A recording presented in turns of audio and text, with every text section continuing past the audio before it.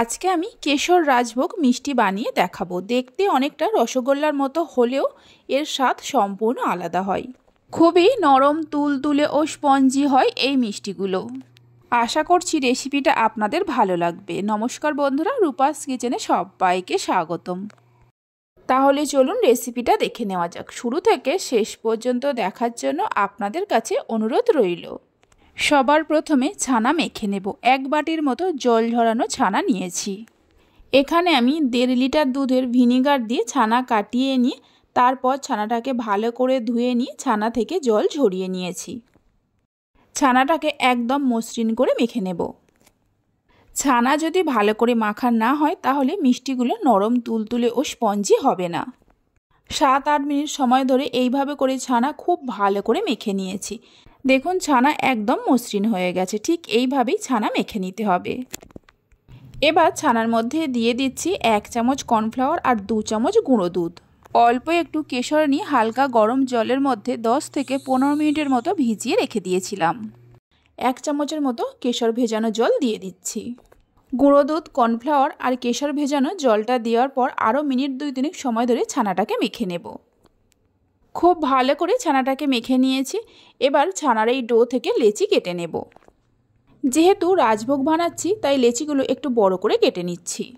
আপনারা যেমন সাইজের মিষ্টি বানাবেন সেই মতো লেচি কেটে নেবেন। এখানে আমি 5-6টার মতো পেস্তা বাদাম নিয়ে এইরকম ছোট ছোট করে কেটে নিয়েছি। লেচিগুলো কেটে নেওয়ার পর একটা করে লেচি নিয়ে প্রথমে হাতের মধ্যে পাকিয়ে গোল করে নেব। তারপর মাঝখানটা একটু ফাঁকা করে নিয়ে অল্প করে পেস্তা কুচি দিয়ে দিচ্ছি। আমি পেস্তা কুচি দিচ্ছি, আপনারা নিজেদের পছন্দ মতো যে কোনো ড্রাই ফ্রুটস দিতে পারেন। এছাড়া খোয়া ক্ষীর নিয়ে ছোট ছোট বলের মতো করে নিয়েও দিতে পারেন। পেস্তা কুচিটা দেওয়ার পর মুখটা ভালো করে বন্ধ করে দিয়ে আবারও হাতের মধ্যে পাকিয়ে গোল বলের মতো করে তৈরি করে নিচ্ছি। বলগুলো তৈরি করার সময় খেয়াল রাখতে হবে এই বলের গায়ে কোনো রকম ফাটা ফাটা দাগ না থাকে। এইভাবে করে সবগুলোকে তৈরি করে নিতে হবে। বাড়িতে এইভাবে নিজের হাতে মিষ্টি বানিয়ে খেলে আর দোকান থেকে কিনে খাওয়ার ইচ্ছে হবে না। সবগুলো ছানার বল তৈরি করে নেওয়ার পর একটা ভিজে কাপড় ঢাকা দিয়ে রেখে চিনির রস বা শিরাটা তৈরি করে নেব। একটা পাত্রের মধ্যে দিয়ে দিলাম 1 বাটি চিনি।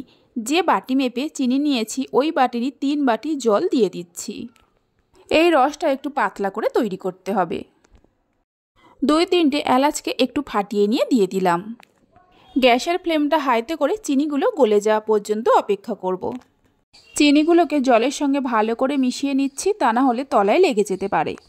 চিনিগুলো গলে যাওয়ার পর এই ফুটন্ত রসের মধ্যে একটা একটা করে ছানার বলগুলো দিয়ে দিলাম। অল্প একটু কেশর ভেজানো জল ছিল, সেই জলটাও দিয়ে দিচ্ছি। ঢাকা দিয়ে হাই ফ্লেমে 10 মিনিটের মতো রান্না করে নিতে হবে। 10 মিনিট পরে দেখুন ছানার বলগুলো সাইজে অনেকটাই বড় হয়ে গেছে। হালকা হাতে একটু নাড়াচাড়া করে দিয়ে গ্যাসের ফ্লেমটা মিডিয়ামে করে ঢাকা দিয়ে আরও 10-12 মিনিটের মতো রান্না করে নেব। একটু সাবধানে নাড়াচাড়া করতে হবে, তা না হলে মিষ্টিগুলো ভেঙে যেতে পারে।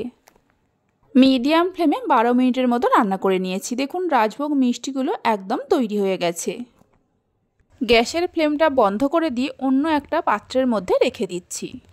এইভাবে একবার রাজভোগ মিষ্টির রেসিপিটা বানিয়ে দেখতে পারেন। বাড়িতে বানালে খেয়ে কেমন লাগলো অবশ্যই আমাকে কমেন্ট করে জানাবেন। 10-15 মিনিটের মতো রেখে মিষ্টিগুলোকে একটু ঠান্ডা করে নেব। ঠান্ডা হয়ে যাওয়ার পর একটা মিষ্টিকে আমি কেটে নিয়েও দেখিয়ে দেব কতটা নরম তুলতুলে ও স্পঞ্জি হয়েছে। রেসিপি ভালো লেগে থাকলে অবশ্যই একটা লাইক করবেন, বন্ধুদের সঙ্গে শেয়ার করবেন। ভালো লাগলে চ্যানেলটি সাবস্ক্রাইব করে পাশে থাকা বেল আইকনটি প্রেস করবেন। আশা করি দেখে নিশ্চয়ই বুঝতেই পারছেন রাজভোগ মিষ্টিগুলো কতটা নরম তুলতুলে ও স্পঞ্জি হয়েছে। আমি গ্যারান্টি দিয়ে বলতে পারি এই মিষ্টি একটা খেলে মন ভরবে না। কেশর দেওয়ার কারণে দেখুন কালারটাও কত সুন্দর হয়েছে। তাহলে চলুন ভিডিওটা আমি এখানেই শেষ করছি। আপনারা সবাই ভালো থাকবেন, সুস্থ থাকবেন। ধন্যবাদ।